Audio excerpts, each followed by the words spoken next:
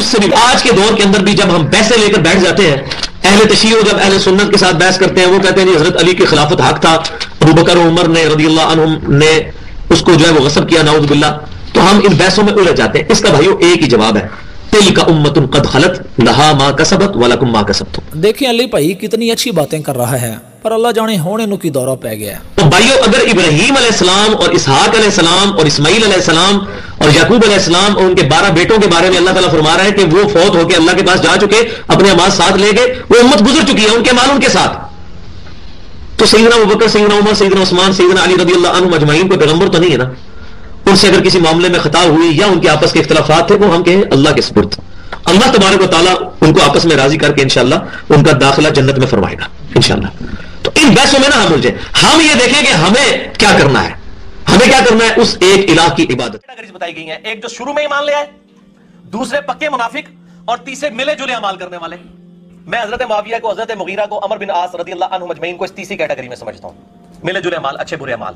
اس میں آتا ہے اللہ تعالیٰ قریب ہے کہ ان کے ساتھ جو بھی معاملہ فرمائے گا وہ اللہ کے. ان سے اگر کسی معاملے میں خطا ہوئی یا ان کے آپس کے اختلافات تھے، وہ ہم کہیں اللہ کے سپرد.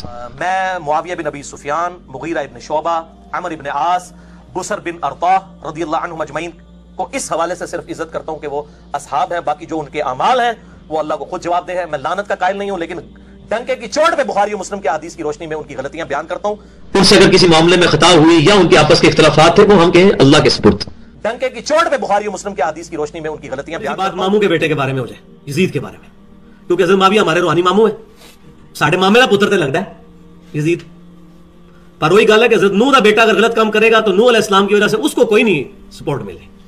تو حضرت امیر معاویہ کی ایک بہن سیدہ ام حبیبہ رضی اللہ تعالیٰ عنہ نبی صلی اللہ علیہ وسلم کی بیوی ہماری ماں ہے، اور ان کے والد سیدنا ابو سفیان رضی اللہ تعالیٰ حضور کے سسر ہے. کوئی بندہ ان کے بارے میں بکواس کرے گا، وہ اپنی نسبت نبی صلی اللہ علیہ وسلم سے سمجھے ٹوٹ گئی. اہل بیت سے بھی خصوصاً اہل تشیع کے لیے کر دوں، اپنا اہل سنت کا مقدمہ میں ان کے سامنے رکھ دیتا ہوں کہ اہل تشیع بھائیوں سے بھی میری ریکویسٹ ہے.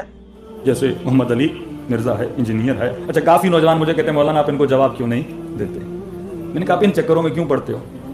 اس کے وجود سے شیعہ تو پریشان ہیں. کہ اہل تشیع بھائیوں سے بھی میری ریکویسٹ ہے کہ وہ اہل سنت کے بارے میں اس حوالے سے کوئی بدگمان نہ ہو. اہل سنت میں کوئی دوسری رائے نہیں ہے.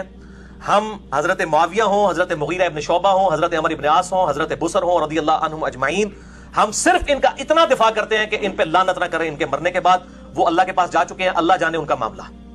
ہم صرف اتنا دفاع کرتے ہیں، باقی ان کی غلطیوں کا کوئی جھوٹا دفاع نہیں کرتے.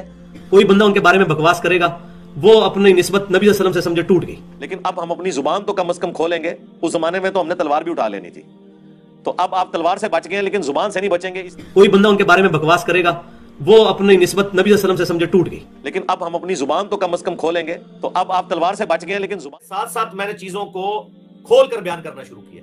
پہلے میں ضمناً چیزوں کو بیان کرتا تھا، پھر جب اس سے کنفیوژن کھڑی ہوئی ہے پھر میں نے وہ مقدمہ بیان کرنا شروع کر دیا. آپ لوگوں کو یاد ہے میرے شروع کے جو کلپس تھے وہ حضرت امیر معاویہ رضی اللہ تعالیٰ کے بارے میں کھول کے بیان نہیں کرتا تھا. اس کا یہ مطلب نہیں تھا کہ مجھے اس وقت نہیں پتا تھا کہ انہوں نے اپنے دور ملوکیت کے اندر کیا کچھ کیا ہے امت کے ساتھ. بس میں اس میں پردہ ڈال دیتا تھا.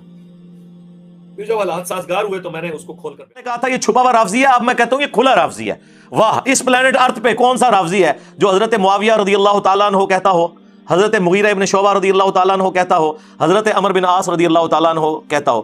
ان تینوں کو تو کوئی رافضی تقیہ کر کے بھی رضی اللہ عنہ نہیں کہتا. بڑے عالم ہے، عالم میں کہہ رہا میں تو جاہل آدمی ہوں، میرے پاس کوئی ڈگری نہیں. سب کچھ جاننے کے باوجود آپ امیر معاویہ کو رضی اللہ عنہ کس دل سے اور سوچ کے تحت کرتے ہیں؟ یار بڑی بار جواب دے چکا ہوں، چھڑ دو یار.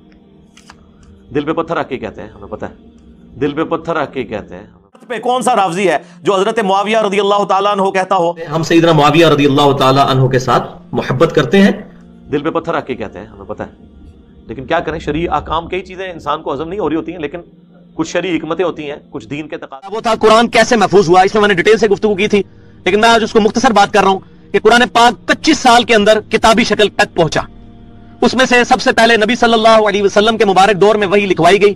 آپ صلی اللہ علیہ وسلم وحی لکھواتے تھے، اور اس میں زید بن ثابت رضی اللہ تعالیٰ عنہ ٹاپ آف دا لسٹ آپ کے لکھنے والے تھے، کاتب وحی. سیدنا معاویہ بھی تھے رضی اللہ تعالیٰ عنہ، اور بھی صاحب تھے، پر زید بن ثابت ٹاپ آف. معاویہ پہ اٹیک جو ہے وہ قرآن پہ اٹیک ہے، وہ وہی لکھا کرتے تھے. وہ بھائی کیڑی وہی لکھی؟ فتح مکہ کے موقع پر جو بندہ مسلمان ہوا جب 99.99% قرآن نازل ہو چکا ہے اس کے بعد کون سی وحی لکھی ہے؟ اور اگر لکھی تھی اور لیبل پرسنالٹی تھی تو حضرت ابوبکر صدیق رضی اللہ تعالیٰ عنہ ان کی ڈیوٹی لگا دیتے نا، جو تسی مامے بنے ہوئے ہو جناب 1400 سال بعد انہوں نے بتا دیا، میرا کلپ آدھا لگایا، میں کب انکار کرتا ہوں؟ او بھائی کیڑی وحی لکھی؟ فتح مکہ، لعنت اللہ علی الکاذبین۔